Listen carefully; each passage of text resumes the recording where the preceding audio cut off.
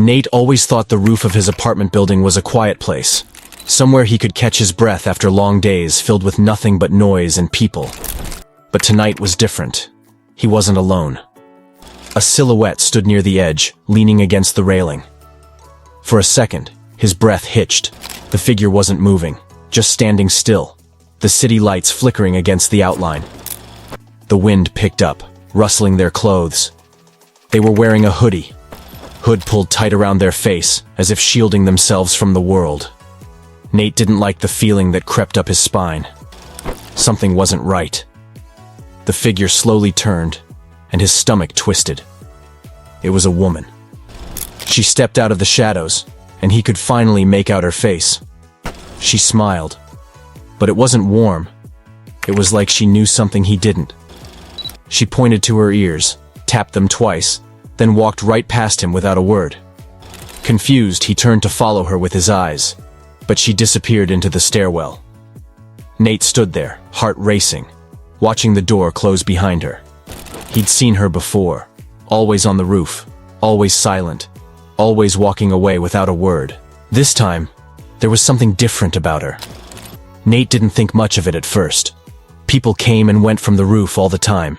He had a rough idea of who lived in the building, but there was something unsettling about the way she moved.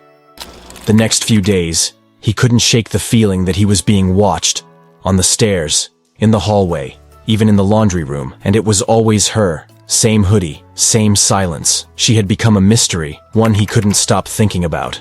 Who was she? Why was she always alone up there, hovering on the edges of his life? Then, one afternoon, a note appeared under his door. "I can't hear you," you mumble. "Apartment 5C. He stared at the note for a long time. It had to be her. But why was she writing to him? They'd barely exchanged glances. Was she messing with him? Curiosity gnawed at him, and against his better judgment, Nate found himself standing outside 5C, unsure of what to expect. He knocked. Nothing. He raised his fist to knock again when the door swung open. It was her. Dark hair loose around her shoulders. She wasn't wearing the hoodie this time. She had tattoos along her arms, ones he hadn't noticed before. Intricate designs like vines twisting down to her wrists. Her face was calm, unreadable. She smiled, but there was something unsettling about the way her lips barely curved. She motioned for him to speak. "I got your note," he stammered. She laughed, but it was a dry, almost bitter sound. "Speak up." "I read lips." Nate cleared his throat. I didn't know. Sorry." She nodded and gestured for him to come in. Her apartment was bare, almost clinical. Nothing personal except for a few stacks of CDs and records. She was playing music. He could hear it softly in the background. It was odd. She was deaf, but music played softly through the speakers. "I like the vibrations," she said, as if reading his thoughts. Her voice was smooth, deliberate, but there was a slight hesitation in her words. They sat, exchanged names. Her name was Lila. She asked him to talk about himself, and somehow he found himself telling her about his life. His dead-end job. His heart condition that kept him from doing anything too strenuous. The dull, repetitive nature of his days. He wasn't sure why he told her all that. Maybe it was the way she listened, or maybe it was because her apartment felt disconnected from reality. It was like being in a different world. "You're interesting," she said after a while. "Most people aren't. I like that." Days passed, and they started seeing each other more, but their conversations always remained surface level. She'd smile, make cryptic comments, and then slip back into silence. The note she had left him lingered in his mind. There was something about her, something she wasn't telling him.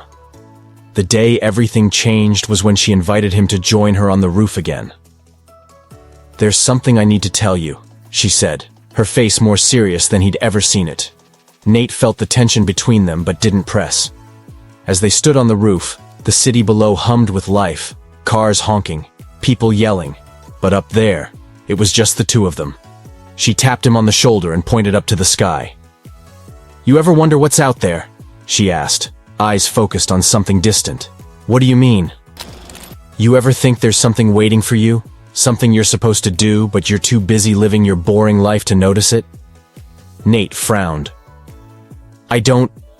Lila interrupted. You should pay attention, Nate.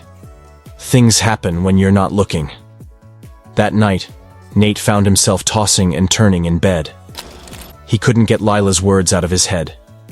There was something off about her. Something elusive. It was like she was daring him to figure her out, to peel back the layers she kept so tightly wound around herself. When he saw her the next day, she was different. Her headphones were gone, her hair tied back. She moved with an energy that was new. She smiled more. She told him she was going to have surgery, something to fix her hearing permanently. You scared? He asked. Terrified, she admitted. But what's life without fear? Lila's operation was successful. When Nate visited her at the hospital, she seemed more alive than ever. But there was something else.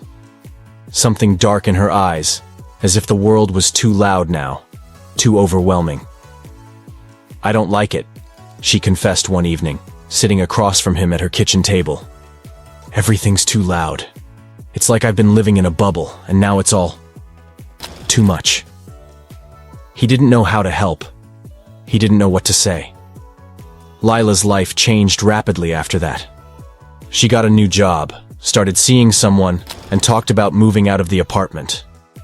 Nate felt her slipping away, their time together growing shorter, the silence between them stretching longer. One night, when Lila showed up at his door, it wasn't the same playful woman he'd come to know. She was nervous, her eyes darting around the room. I'm leaving tomorrow, she said, her voice low. For good. Nate nodded, his heart sinking. I figured. I just wanted to say goodbye. They sat in silence for a long time, neither one of them knowing what to say. Eventually, she broke the silence. Stay the night? It wasn't a question. The next morning she was gone. No note, no goodbye. Just the faint echo of her presence lingering in his apartment. Nate stood in the empty space she'd left behind, wondering if he'd ever truly known her at all. Sometimes he thought about her words, about paying attention. He thought about how, for a brief moment, his life had felt less like an endless repetition and more like something worth remembering. But now, she was gone, and he was left to live in the quiet again.